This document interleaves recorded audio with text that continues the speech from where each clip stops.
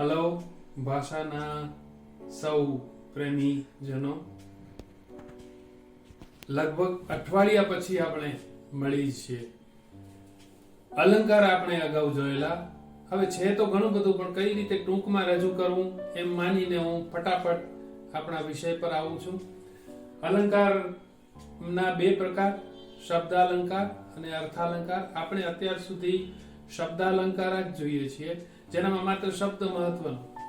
વર્ણાનુપ્રાસમાં એક જ પંક્તિની અંદર પ્રયોજાયેલા દરેક શબ્દની પહેલો અક્ષર એટલે વર્ણ વારંવાર એકનો એક રિપીટ થાય તો એને આપણે વર્ણાનુપ્રાસ કહીશું. અને મેં ત્યારે ઉદાહરણ બી આપેલું, ભૂકંપે ભુજ ભચાઉ ને ભાંગ્યા, એનામાં ભ વર્ણ વારંવાર પુનરાવર્તન પામે છે. અંત્યાનુપ્રાસમાં પંક્તિની અંતમાં યાની બે લીટી હોય, એનામાં છેલ્લે જે શબ્દ પ્રયોજાય એનામાં બંને ઉપર નીચે બંને ઉચ્ચાર સરખો થાય, રાઇમિંગ વર્ડ. પ્રાસાનુપ્રાસ આજે આપણે નવો જોઈએ છીએ. બહુ મજાની પંક્તિ છે. અતિ ભલો નહીં બોલવું, અતિ ભલી નહીં ચૂપ, અતિ ભલો નહીં વરસવું, અતિ ભલી નહીં ધૂપ. સંસ્કૃતમાં કહેવત છે, અતિ સર્વત્ર વર્જયેત, એને સાકાર કરે એવી આ પંક્તિ છે.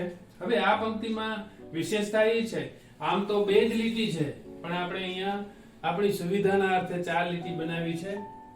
તો પંક્તિની મધ્યમાં આવે છે બોલવું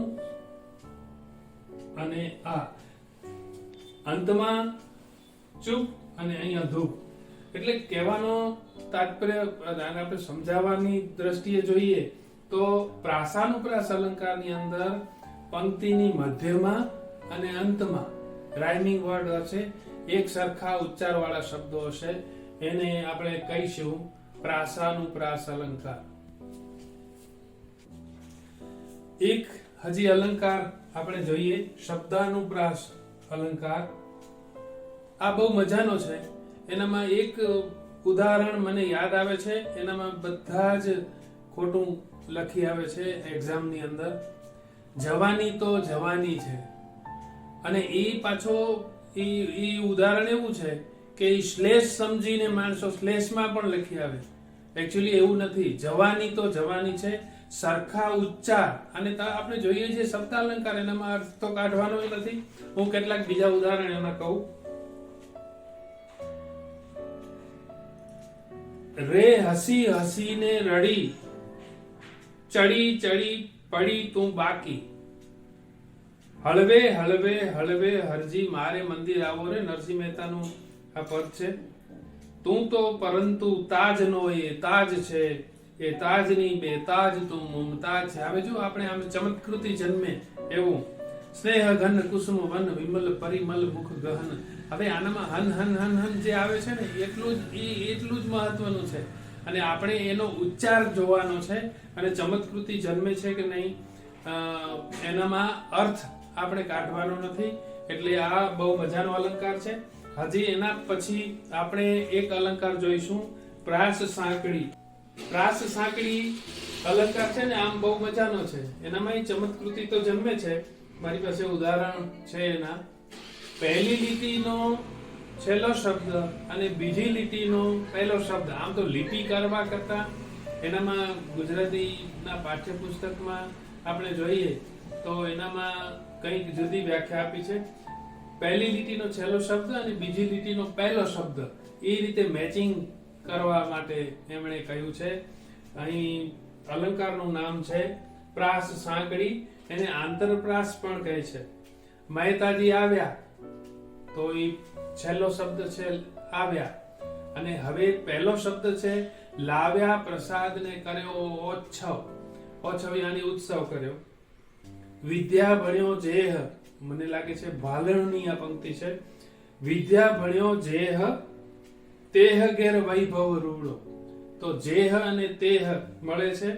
પ્રેમ પદાર્થ અમો પામીએ, વામીએ જન્મ મરણ જંજાળ. તો પામીએ અને વામીએ, પછી વાપરીએ વિચારીને વાણી. પાણી પણ એમ જ વેતે વેતે, એ પણ ઉદાહરણ એનું છે. વરણ સૌથી રંક અંક રાજાથી ઝાઝો. આ એના ઉદાહરણો છે. ફરીથી યાદ અપાવી દઉં. પ્રાસ સાંકડી, અર્થ નથી કાઢવાનો. શબ્દાનુપ્રાસ પણ જોયો, પછી પ્રાસાનુપ્રાસ, અંત્યાનુપ્રાસ, વર્ણાનુપ્રાસ. એટલે મને લાગે છે હવે શબ્દાલંકારની અંદર બધા જ આ પૂરા થાય છે. હવે શરૂઆત આજથી કરી દઉં છું અર્થાલંકારની. અને અર્થાલંકાર મને આમે સહેજે ગમે છે. એનામાં થોડીક વ્યાખ્યા આપણે આપવી પડશે અને ઉદાહરણો પણ આપવા પડશે. સ્ટાર્ટ કરીએ. હવે ઝડપથી આપણે અર્થાલંકાર તરફ જઈએ છીએ અને મારે આ સબ્જેક્ટ અલંકારનો સબ્જેક્ટ જલ્દી પૂર્ણ કરવો છે. પણ અર્થાલંકાર સહેજે 2 વખત હજી ચાલશે. એના માટે 2 વસ્તુ સમજવા જેવી છે. એક છે ઉપમેય અને બીજું છે ઉપમાન. આ જો સમજણ ન હોય બાળકોમાં કે કોઈ પણ જે પરીક્ષા આપતા હોય એનામાં, તો અલંકારી શોધી ન શકે. યાદ કરો, પહેલા શબ્દાલંકાર હતા, એનામાં શબ્દો જોવાના હતા, નિહાળવાના હતા. અને હવે જે છે એ અર્થાલંકાર છે, યાની એનામાં બુદ્ધિનો ઉપયોગ કરવો પડશે. જોવા તો પડશે જ, પણ એની સાથે કયો અલંકાર કયા નિયમના આધારે છે. તો જો ઉપમેય અને ઉપમાન આવડતા હોય તો અને તો જ એ આવડી શકે. ઉપમેયની વ્યાખ્યા તમને આપી દઉં.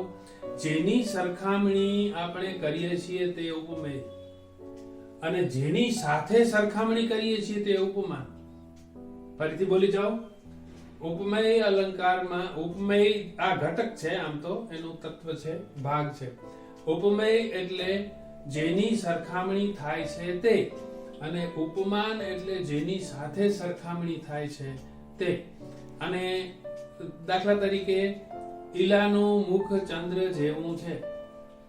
તો અહીંયા અને પાછા તમને એ પણ કહું કે ઉપમેય અને ઉપમાન કયા છે પહેલા ઈ શોધવા પડે. અહીંયા એક ઉદાહરણ લખી દઉં છું. ઈલાનું મુખ ચંદ્ર જેવું છે. જો સમજવાની વાત એ છે, ઈલાનું મુખ એ ઉપમેય છે અને ઉપમાન કયું છે તો ચંદ્ર.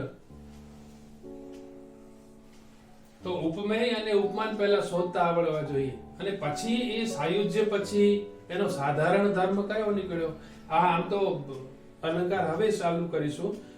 ઉપમા અલંકારનું આ ઉદાહરણ છે.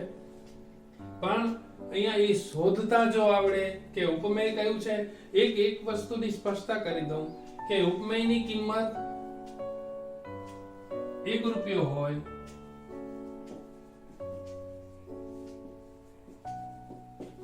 તો ઉપમાનની કિંમત 2 રૂપિયા છે. એનું કારણ તમને કહું કે જો તમે કોઈને સરખાવો છો તો ઉચ્ચ વસ્તુ સાથે જ સરખાવશો.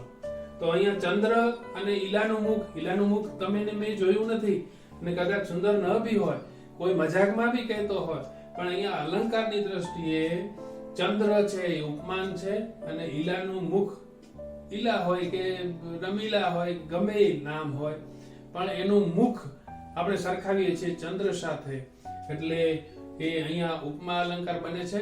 ઉપમા અલંકાર તો બહુ મજાનો અલંકાર છે, એનામાં થોક બંધ ઉદાહરણો છે. આપણે આગળ વધીએ. ઉપમા અલંકાર મને લાગે છે નેક્સ્ટ વીકમાં આપણે લઈશું, પણ અત્યારે જેટલું ચાલ્યું છે એની સ્લાઇડ્સ હું મૂકી દઉં છું આ વિડીયોના અંતમાં, એટલે એના સ્ક્રીનશોટ તમે લઈ શકશો, અથવા તો એ તમે વારંવાર રિપીટ કરીને જોઈ શકશો અને એનામાંથી લખી શકશો. આપણે ઉપમા અલંકાર સ્ટાર્ટ કરીશું એટલે સીધા જ પહેલા 4 અલંકાર જોઈ લેવાના છે. ઉપમા છે, રૂપક છે, ઉત્પ્રેક્ષા છે, અને બીજું જે એના સાથે આવતા હશે એ. અને ફટાફટ આટોપવાનું છે, કારણ કે એક્ઝામ ઉપર છે, પ્રિલિમિનરી અને બીજી ઘણી બધી પરીક્ષાઓ પણ આવે છે. Thank you. Have a nice day.